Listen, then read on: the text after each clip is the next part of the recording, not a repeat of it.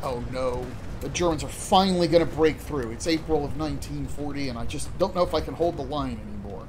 Forts and Space Marines and every other trick I can pull off, nothing I can do about it. The Germans are going to break through. Wait, they broke through? But wait, no, I'm still defending the tile. So my divisions are so good that they can defend tiles that the enemy control and occupy. Well, that's enough Hearts of Iron for one day. Hello everyone, and welcome to another episode of Counterfactual Gaming, the YouTube channel where if there's something historical we can do in a video game, we don't do it. Now before we get started, I'd like to ask everyone who's enjoying this content to leave a like and a sub. And if you have any suggestions for further content that I can create, drop a comment down below. Or if you have any questions about the history or video game mechanics of what we're talking about today, also leave a comment down below and I'll do my best to answer your questions. Today we're talking about Hearts of Iron, and today we're talking about France in Hearts of Iron. Now, longtime players of Hearts of Iron 4 know that there are so many non-historical things you can do in the game. We're talking about focus trees, we're talking about meme builds. Instead of doing any of all that other weird stuff, today I want to ask a simple question. Can a human-controlled France defeat Germany without using anything other than World War I tactics and strategies? What do I mean by World War I strategies and tactics? Well, I don't mean literally just hurling divisions into prepared positions. I'm not talking about just cliched World War I Western Front trench warfare. I mean more in a broad doctrinal sense. In the interwar period between World War I and World War II, there were changes and advances in army doctrines. I mean, and I'm not talking just about Germany. I'm talking about the Soviet Union. I'm talking about the United States. I'm talking about Britain. And even France's own general, Charles de Gaulle, during the conflict between Poland and the Soviet Union in the 1920s, saw things in that conflict and said, aha, those are issues we're going to have to deal with in the next big war. So I'm not talking about just going over the top in some sort of Blackadder-esque suicide mission. What I'm instead talking about is, can the French army defeat the German army without grabbing any army doctrines or removing any of the bad army spirits that France starts with in Hearts of Iron 4? All of this means that in order to play France badly, I'm going to have to do a couple of things. One, when I'm talking about victors of the Great War, I'm talking about this modifier right here. This is one of the starting spirits France starts with.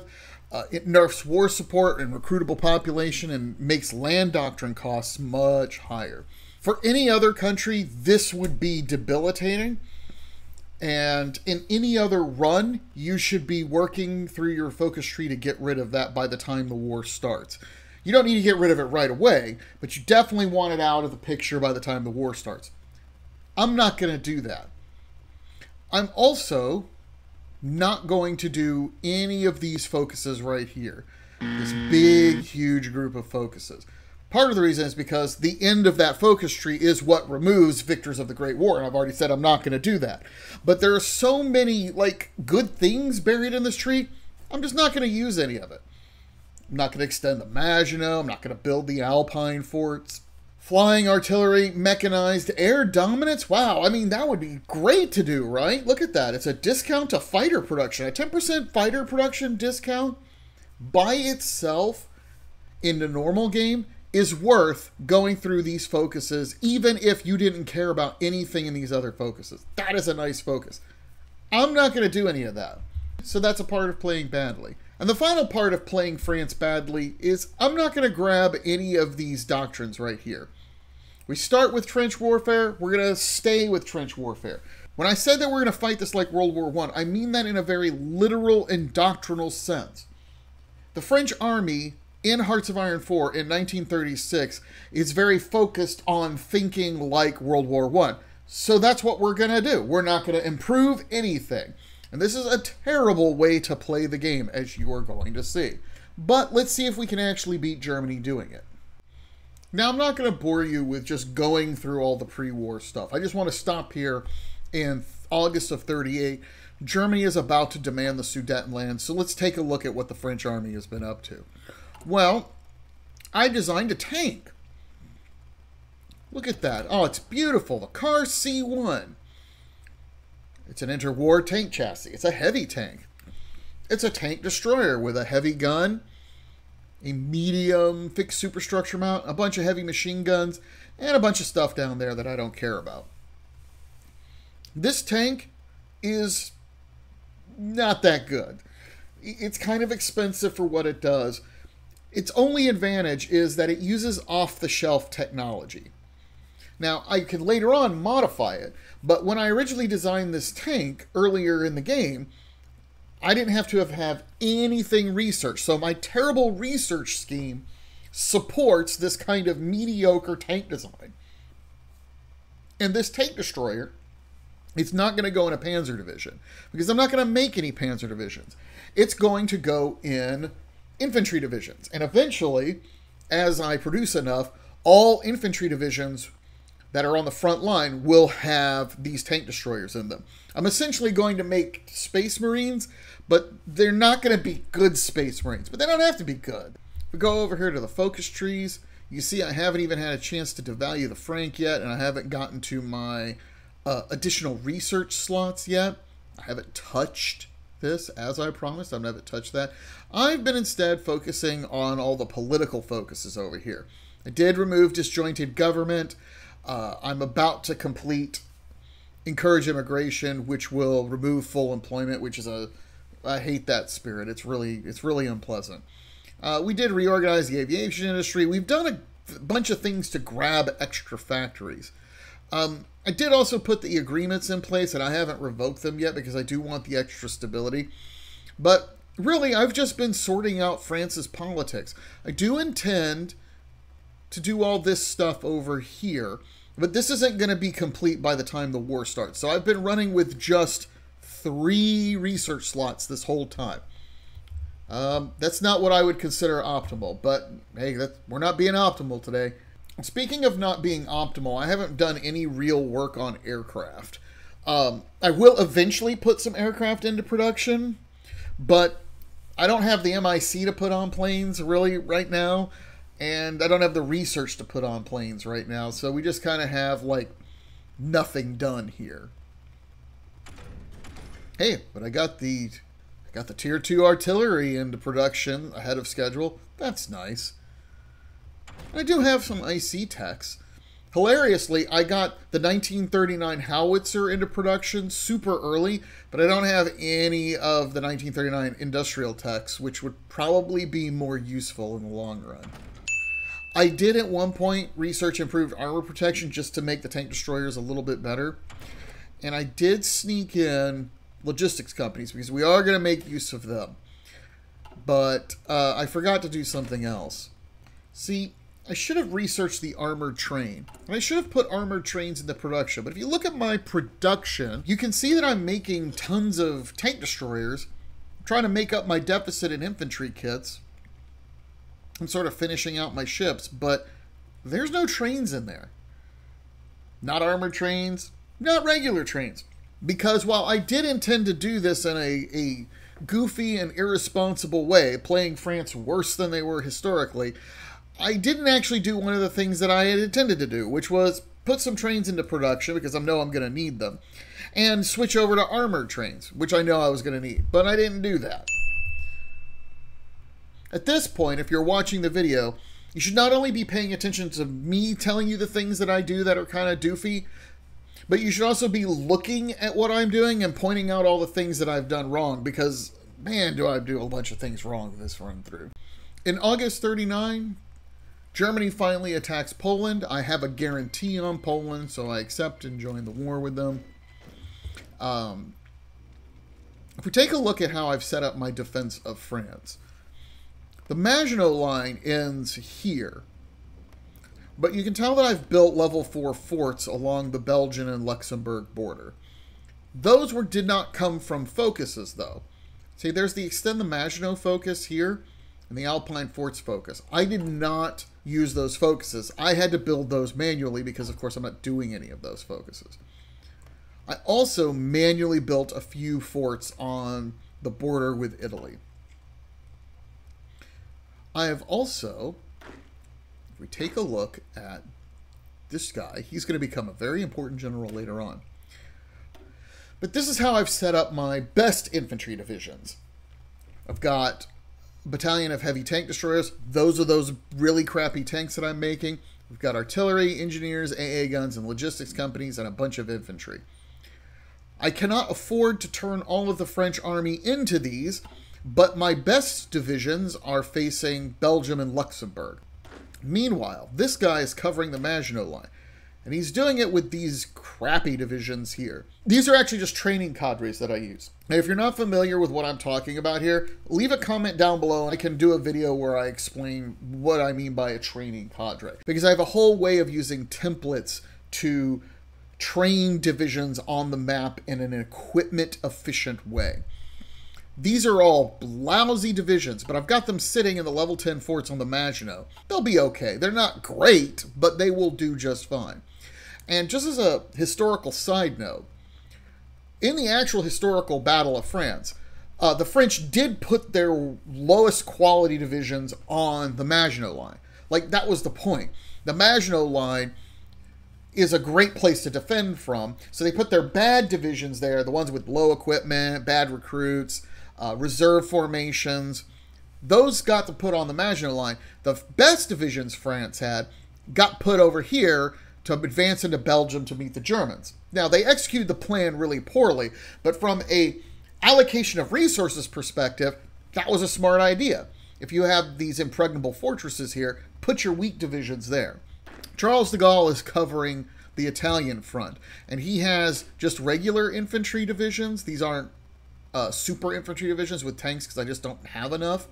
And he's going to do okay here. The only problem is if you've defended France before, you know that the arrangement of supply depots makes it very hard to get supply to certain parts of the front.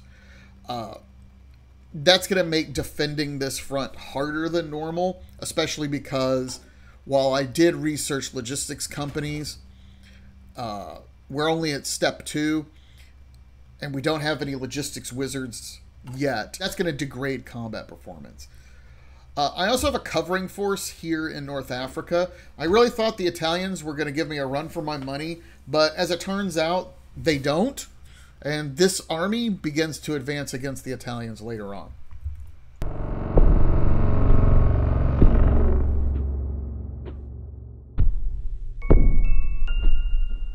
Now, it's May of 1940. We've been fighting the Germans not quite for a year, but we're getting, we're like 9 months through. And this is both how good of a player I am and how bad of a player I am. As we see here, I have 2 French divisions defending this tile, which has level 4 forts on it, from the Germans, except that the Germans control it. I don't know why that's happening. I don't know what in the heck is going on here. The defenders, and I'm doing air quotes here, are not receiving the benefits of the forts, but they do have terrain advantage, and they have intel advantage. I have no idea what's going on. What I do know, though, is that the Germans were able to breach my lines a little bit at one point, but due to bugs or goofy behavior, or I just got lucky, I'm able to seal that breach in my lines and continue the fight. The Germans have not been able to do much to me in the past 9 months. As you can see, Germany has sustained 1.1 million casualties, including 900,000 against me, while I've sustained 51,000 in losses. And if we look at equipment losses over the past 12 months, Germany has lost 80,000 infantry kits, 4,400 artillery, 500 light tanks, and I've lost not even 10,000 infantry kits, and I've lost 69 tank destroyers to combat. In fact, I'm losing more equipment to attrition than I am to combat losses. So, yeah, I'm bad, but apparently Germany AI is doing even worse. I'm also an idiot, because if we look at my production, you'll see I'm still not building trains. And you'll see that I still didn't take time to research the armored train like I should have. Yeah, because I don't know what I'm doing. I also forgot to research the mortar techs. These are really good techs you should research because they don't cost any equipment, but as you can see, they boost infantry defense and they boost infantry breakthrough. Not counting the benefits they give to special forces as well. Why didn't I do that? I wasn't paying attention. Hey, though, I got tier 2 AA guns in production. At least I did something right. And in case you're wondering if those AA guns are actually doing anything useful, if we look at the northern France air region, we notice two things. One, the RAF hasn't come to help me at all. I don't know why. Why? Britain, I'm your friend. I thought you were going to help me. But that's okay because over the past several months, I've been shooting down planes with my AA guns. There have been some attempts at strategic bombing, but that's been neutralized by static AA in my states. So here we see some of the consequences of my inability to do things properly. I don't have enough trains in service anymore. I have instituted a train production program. I will, of course, move some MIC off of that later. I am also in the process of producing armored trains, which should be a better buy because the Germans do like bombing my logistics periodically. But this is also the point where I decide, hey, I actually have some British units here with me on the line. Look, like 4, 5, okay, like 6 or 7, 8, 9 British divisions. Maybe it's time to go on the attack. And so I conduct a winter offensive against the Germans. It's not going to go well. Just gonna tell you that right now. I also do something else that was really dumb. I said to myself, I like engineering tanks. Let's make some engineering flamethrower tanks and let's put them into my divisions. They're easy to produce, they're nice and cheap. So I came up with this tank. Look, it's got a dozer blade, it's got armor skirts, a flamethrower. It's got even more reliability than it deserves to have. It adds to entrenchment. This would be a great tank to do. The problem is I did it on the wrong chassis. I did it on the basic light frame chassis. I should have modified it from the interwar light tank chassis because if we take a look at my stockpile, you can see I've got around 1,200 tanks in the stockpile that I could have converted from, and I didn't do that. So there's nothing I can convert to. I'm just having to build these from scratch.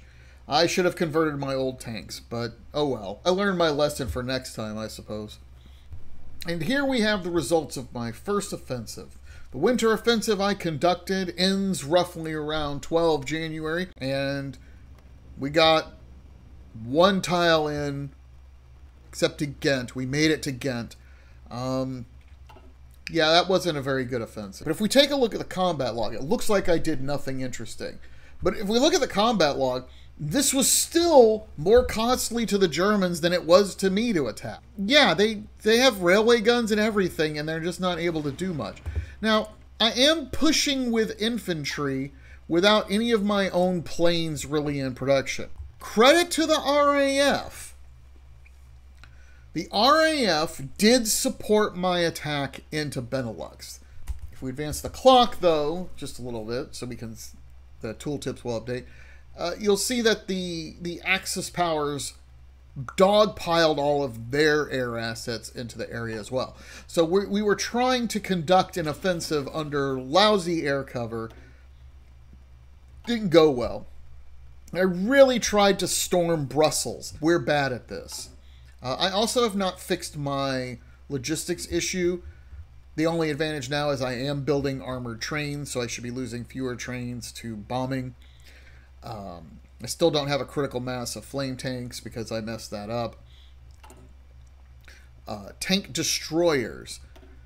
I'm losing more tank destroyers, but I've also been putting more tank destroyers into my divisions. Like, Charles de Gaulle now has better infantry divisions. He has tank destroyers on the Italian front. Leclerc doesn't have that. He just has regular infantry divisions, and they're completely out of supply. Nothing I can do about that. But yeah, first offensive didn't go anywhere. I still don't have any doctrines. We are still the victors of the Great War. Good news, though. Consumer goods factories are at minus 5%, thanks to the Swiss, which brings my consumer goods need down to 3, which is really good. That's really helping me build factories faster, which I need because I need the equipment, and I will eventually need to make aircraft. I do have the basic small frame in. We need to get to improve small frame, and I need to research a bunch of stuff over here. Now, a clever man will go to the UK and go, hey, can I get a license from you guys? But I don't do that because I just forgot, and I also had an issue getting all of the stuff needed to do my research. I opted, instead of expanding my research slots right away, I filled out this entire part of the tree to maximize the factories. And so I'm only just now getting this research slot. I will pick up that research slot next. That will let me actually start doing some research on aircraft. Now it's April of 41 and I'm about to start another offensive. I want to show something. All of this terrible fighting I've been doing, I'm just bad at it. The French army is terrible, but my generals are getting better. This guy, he's an organizer now, he's an engineer, he's an infantry expert, he's an improv expert, which I really like. I love that trait. He's picked up Ranger. He doesn't have adaptable yet, but if we take a look at his traits, you can see he's almost to urban assault specialist. Once he has that, he can pick up adaptable. Also, thanks to bold attack on the army spirits, he's managed to pick up a bunch of extra bonuses to his attack skill. He's a really good general now. He's commanding a bunch of divisions that are designed poorly, but he's a really good general. And my field marshal's doing a good job too. He's a logistics wizard now. Everybody loves logistics wizards. He's also an engineer and an infantry expert. So my generals are doing really good. It's too bad they don't have any doctrines to fight with. We're still the victors of the Great War. We haven't done anything like that. I haven't assigned a preferred tactic because I haven't unlocked any of these tactics. There's none to unlock. Yeah, we're just not good. I'm still producing the same exact tank that I was producing 3 years ago, except that it's been modified ever so slightly. How have I modified this tank? Well, I put a dozer blade on it, and I added some armor. It is still an interwar tank destroyer meant to support infantry. That's it. And I've got my flamethrower tanks. I do have engineering tanks. And I put dozer blades on them so we can get even more entrenchment. So eventually, when I add flamethrower tanks to this division, it'll have 2 different things providing dozer blades, which will ramp up my ability to entrench. Alright, so we do an offensive for about a month, and it ends in May. And the result of that offensive is we lose some progress here, we liberate Brussels, and that's about it. A great victory to be sure, but yeah, we're not making a whole lot of progress against the Germans. Part of that, again, is that the RAF just isn't providing enough coverage, and I really need to get some planes researched and in production. If you see my research over here, I am making progress on that. Engines 3 is almost done. Heavy machine guns are almost done. I'm working on the improved small airframe. I haven't managed to scrounge up enough political power to add an aircraft designer. That's because I'm an idiot. I also appointed Henry Girard as land doctrine because I'm not even paying attention to what I'm doing. I just automatically appoint a doctrine guy And I forgot that I'm not buying doctrines because we are the victors of the Great War and the conditions under which I'm playing this. So that was 100 PP I just spent for no reason. But I did appoint someone really cool to my general staff. I appointed this guy. He's my infantry expert. France does not start with him as an infantry expert. But I figured since he was the infantry expert and he was level 6, it would made sense to turn him into an infantry expert and appoint him to the staff. So that all of my infantry divisions, which is basically all of my divisions, they will have more attack and more defense, stacking with the fact that this guy is an infantry expert. And that this guy, who's his boss, is an infantry expert. I've also managed to upgrade almost all of my divisions to the infantry tank template. I've still got some training cadres that are training. I've still got some infantry divisions in other places. But the vast majority of the French army are now these infantry tank divisions that have tank destroyers in them. I'm also now producing armored trains, and I actually have enough trains. You'll notice I'm not losing any to bombing anymore. Yay. I am still short some AA guns, but I now actually have support equipment. I've got infantry kits, and I have plenty of tank destroyers. I'm also running out of steel. Why am I running out of steel? Well, it's because tank destroyers don't come cheap. They do use up some steel. I do need to do a reorganization of my IC here, which will happen shortly, but we're actually not doing too bad. And if we take a look at losses, I just want to take a look at losses over a 2-month period.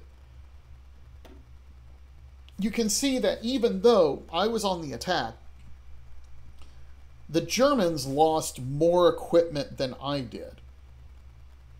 I mean, well, okay, I lost a bunch of heavy tank destroyers, but, I mean, I lost fewer infantry kits, I lost fewer artillery, I lost fewer trucks, I lost a lot fewer of everything else except for tank destroyers, and that's probably because the tank destroyers aren't very good. I also don't have enough engineering tanks to put them in my divisions yet, but we're almost there. So I conducted a summer offensive in August and ran that summer offensive for another month, and we made it to Antwerp. That's it. I'm still not able to push into Germany proper. I'm still not able to make a whole lot of progress against Axis forces in general. And why is that? Well, it's because I still don't have much of an air force, and the RAF simply won't cover me in Benelux the way I wish they would cover me. Good news, though. Look at that. I have started producing aircraft. And what I should probably do here is swap some of these tank destroyers to aircraft production. I don't know if I'm smart enough to do that. I don't remember if that's what I did. But that's what I should do. I also have some air XP, which I can actually do stuff with, which I should probably start. I should probably do stuff here. I completely forgot to put up industry liaisons. So that's yet another stupid thing that I did, on top of all the other dumb things that I've been doing this game. So, I'm really bad, and nothing much interesting happens during the next year. But in September of 1942, we have continued our offensive against the Germans, and we've actually liberated parts of the Netherlands, and I've taken, like, a tiny strip of German land. Like, we're not even to Frankfurt or Dortmund yet, but we've been making some progress. Again, no army focuses there. I did pick up my air focuses, which I used to do something very sneaky. What did I use? What did I do that was sneaky? Well, once I completed research on the improved small airframe, I immediately used the research boost to take me to the advanced small airframe, which I just put into production recently. I've got tier 3 engines, and this is the setup I'm using in my advanced fighter. This is the 1944 airframe. And because the AI I know isn't going to be able to stand up to me one way or the other, I sort of split the difference with this design and put some heavy machine guns on it, but also put 2 packs of rocket rails on it, more or less turning this plane into the true multi-role aircraft. It's got decent range. It's got decent air attack. It's got decent air defense. The Germans don't have anything to deal with it. And I've got about 1,000 planes flying, which we are using on this front. We are in Western Germany, while the RAF is covering Benelux. And I'm going to be honest with you. Yeah, now that I finally have aircraft in production, yeah, it's making a much bigger difference.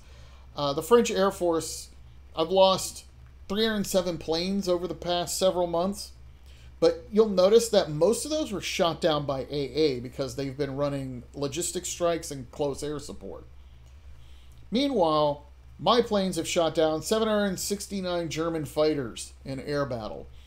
So my multi-role planes, which include this, but also the earlier version, which is this one, have been spanking German fighters like it's nothing. And we've been shredding German logistics. How bad have we been shredding German logistics?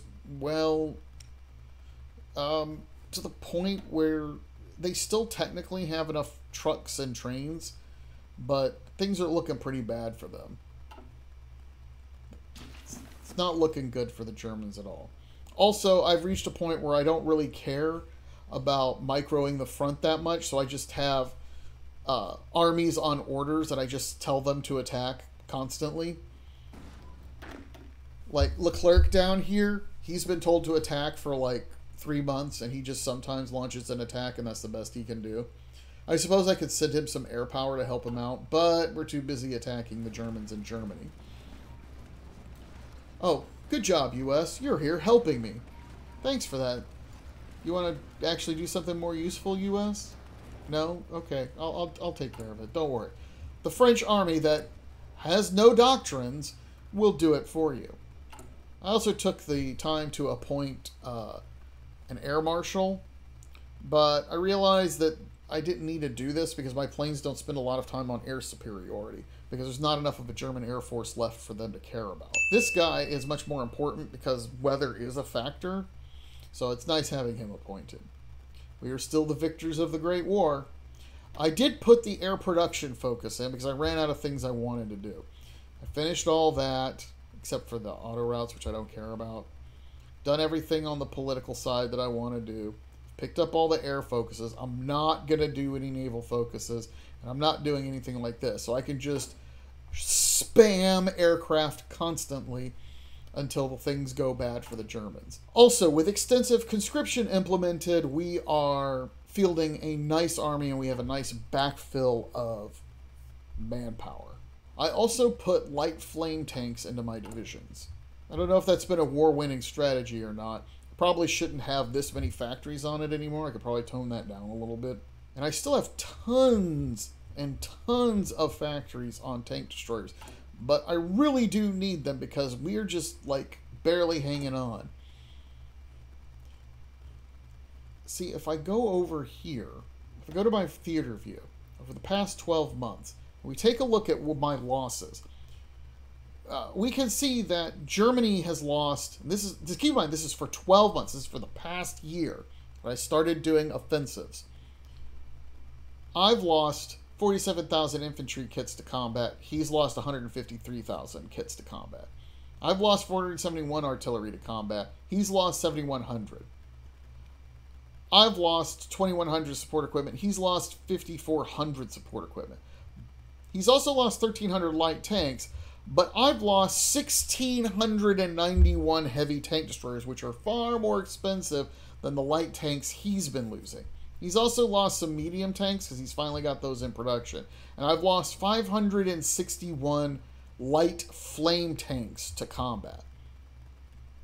That's a lot. That's a lot. Also up to 872,000 casualties, but that's okay.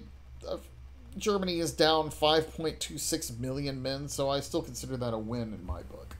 I did one other thing that was stupid, though.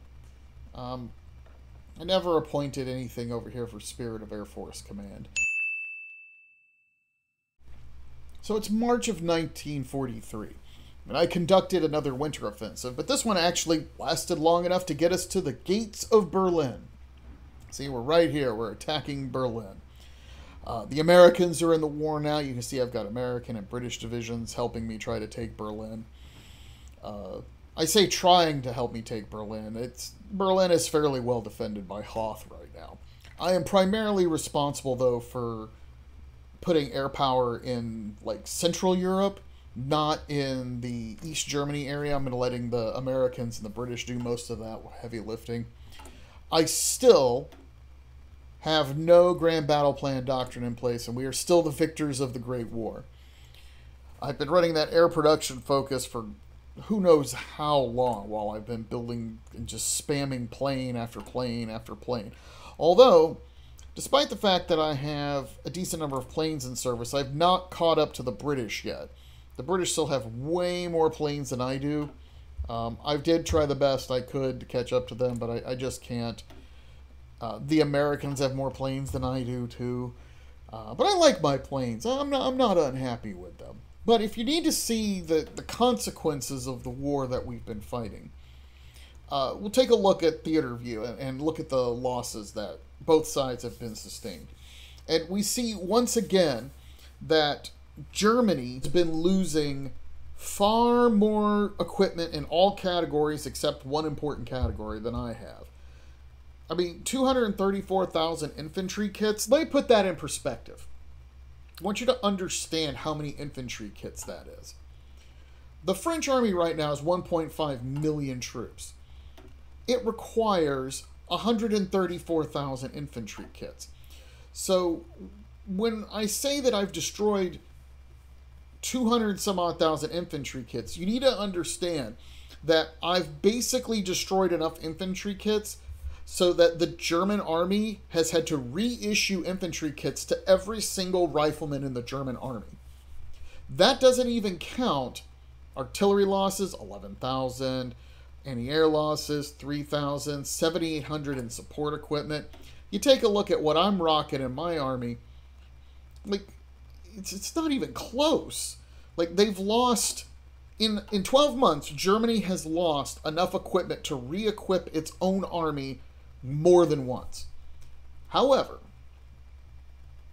I've also lost 1,000 light tanks, which compares really unfavorably with the light tanks that the Germans have lost.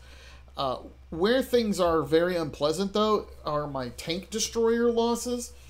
Yeah, those are pretty over the top. And as a reminder, those tanks now cost 29.4 production cost per vehicle, and this is what they look like. These losses are not cheap. Of course, on the other hand, I've got so many factories on them that I'm able to replace those losses. That's like, what, oh yeah, I'm producing, like, I'm almost producing 20 or so a day. It's not a big problem for me.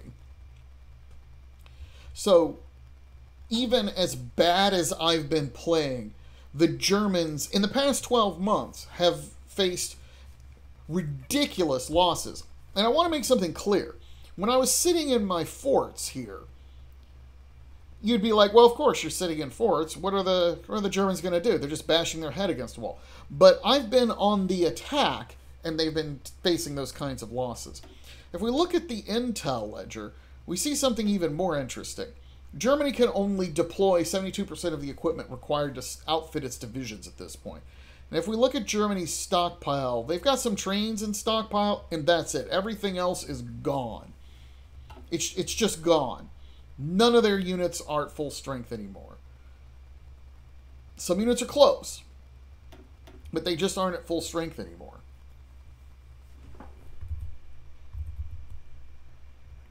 I did also, though, make a mistake. I've been spying on Germany a whole lot, and you'll notice that I don't have anyone supporting spy networks in Germany anymore because we overran the position where the person who was supporting my spy network was, and I just never remembered to put someone else out there. So my network is starting to decay, and I just forget to even do that. I also have a guy that's been imprisoned in Italy. We have that in progress. We're going to try to rescue this poor guy. But yeah, really, one of these people should be sitting here in Germany right now, keeping that network alive. And instead, they're just hanging out at home. I know somebody's trying to spy on me, and they're really giving Britain the business. But yeah, I just totally messed that up. I'm also trying to get to jet engines. That's not gonna happen. I'm not gonna get there in time. I'm also researching the Tier 3 artillery now because I can finally do that. And I haven't even bothered with any tank stuff here. Did do one smart thing, though. Logistics Company 3 for even more supply reduction. And this is not a mistake or a brilliant strategy. This is just me coming up with the idea that now that I'm far enough ahead in infantry kits, I can afford to research a better infantry kit and implement that. But we'll see. We'll see if that has any useful impact.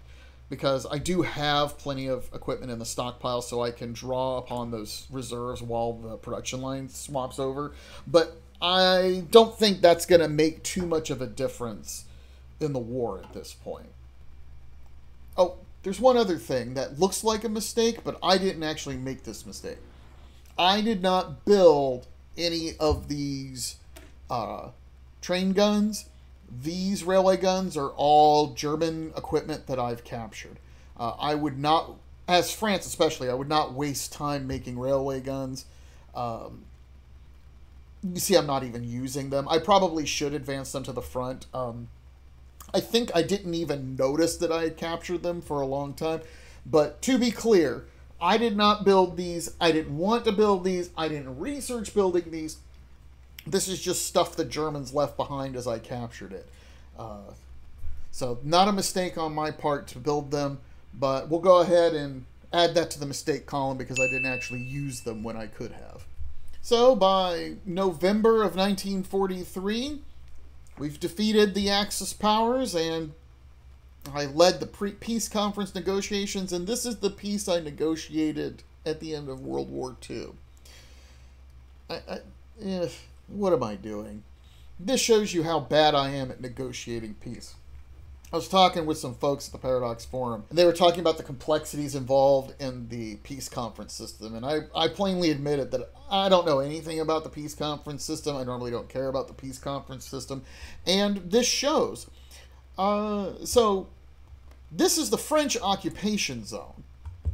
Because I created some parts of Germany to pay off war reparations. This is... Then there's the German Republic, which the British made out of the northwestern part of Germany because they wanted an independent democratic Germany. Then there's Silesia, because I thought it'd be nice to have a buffer state between Poland and the Czechs. Then there's Kashubia, and I thought that might be a nice little buffer state to put there. I also have Berlin in an occupation zone, and Saxony in an occupation zone. But I'm an idiot, and we never assigned any of this territory to anything. So Adolf Hitler still runs Nazi Germany, but it's like a little fragmented Nazi Germany that's been all broken up. It doesn't make any sense at all. It's also a Nazi Germany that has docking rights with the Soviet Union, despite the fact that the Nazi Germany doesn't have a coastline anymore. And then there's this over here. Britain just annexed the Rhineland. I don't know why they annexed the Rhineland. I don't know why they didn't make that an occupied territory. They just didn't. So my peace negotiations at the peace conference have turned Central Europe into a mess that can only result in a war later. I did restore the Czechs and the Austrians and the Yugoslavians to their proper state. There's like 2 different Bulgarias. Britain managed to annex parts of Bulgaria. There's 2 different Romanias. We have 3 different Hungaries. I don't even know what's going on with that. Good news, though. Got a French Italy. And this is not a supervised state. I just turned Italy into a puppet just because I could. Which should make France the hegemonic power in Europe. Unless the Soviets want to challenge me. But the Soviets couldn't even be bothered to absorb Estonia, so they never attacked Germany. So they weren't involved in peace negotiations at all, which means Poland got restored to her pre-war borders from German territory, but they didn't get any of their Soviet stuff. Sorry, Poland. You did a good job, guys, but I can't help you if the Soviets don't join the war. I don't know how many mistakes that counts as, but that's a pretty atrocious peace conference that I led the world through. But it does demonstrate, look, no doctrines researched. I'm still the victors of the Great War. I never picked up any of these focuses. In fact, now, if the game was smart, they'd have like a double penalty to apply to France, because now I'm not the victors of just the Great War. I'm the victor of 2 Great Wars. So we should double that penalty on France and see if France can continue to be a powerful country. What's really going on here? Yes, I'm progressively failing at doing all kinds of various activities. But what this really demonstrates is that being good at Hearts of Iron doesn't mean being good at every part of Hearts of Iron. You can optimize along certain pathways and do just fine. It won't be a clean victory. It won't be a nice victory necessarily. Certainly, a skilled player who was better at doing certain things as France and who actually took relevant focuses and made doctrine increases should be able to beat Germany much sooner than November of 43. But you don't need to be the best player to win. You just need to understand some of the mechanics well enough to do okay. Now, I know there are going to be people out there who are going to say, well, you were just playing on normal difficulty, so, of course anyone can beat the AI on normal difficulty. But that's actually not true. On the Paradox forum, I swear, every other month that someone will post that they can't even invade France as Germany and win. And they're usually failing because they don't grasp multiple aspects of the game. And they feel intimidated or they feel like the game is too smart for them. And that is not the case. You just need to focus on getting good at certain parts of the game. When you get good at them, you can get good at other parts of the game and become master at it. The game seems easy to really experienced players because once you have a certain level of mastery, you can, in your head, immediately come up with a coherent strategy to do X, Y, and Z. I know that interwar tank destroyers with a certain kind of armor scheme are going to be able to have an advantage against the German army because I know that it takes effort in tungsten to put AT guns in every division, and the AI is just not going to do it. So I know to optimize along those lines.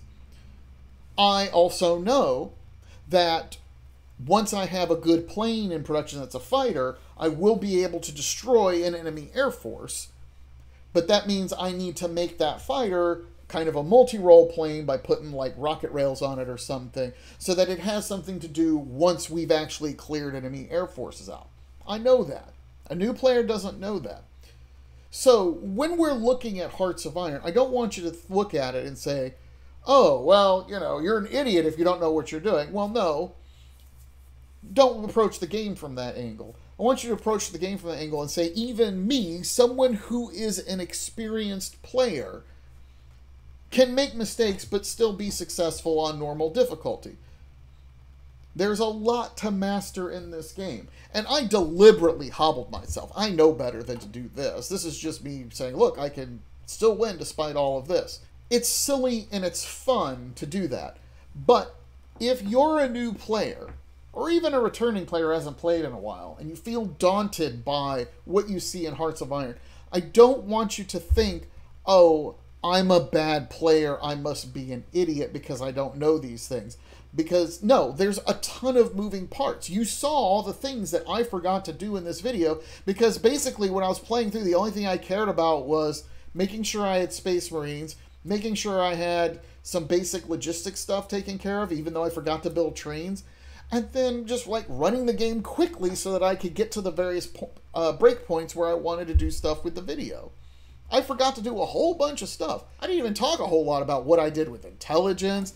I didn't talk about what I was doing with decisions.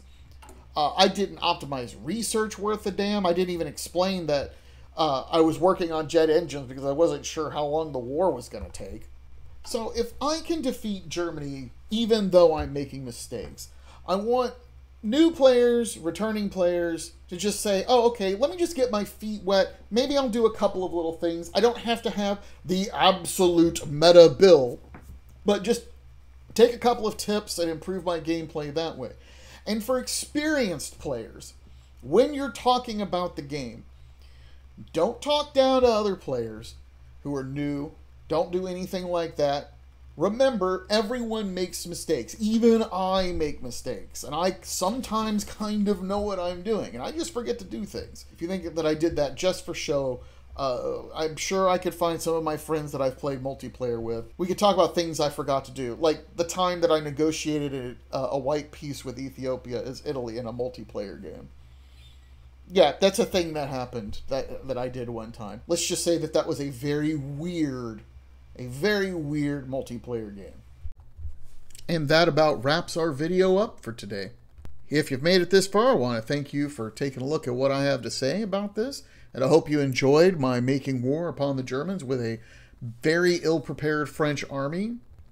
I'm still streaming here on YouTube on Mondays most of the time. I'm probably going to stream some Hearts of Iron this time. I don't think my computer can handle streaming any more of the previous game of Victoria 3 I was working on because it's just tearing at my system resources. And it's kind of rainy and dull outside. Maybe it's better where you live. But whether the weather is good or bad, I hope that everyone who watched this video is having a pleasant day.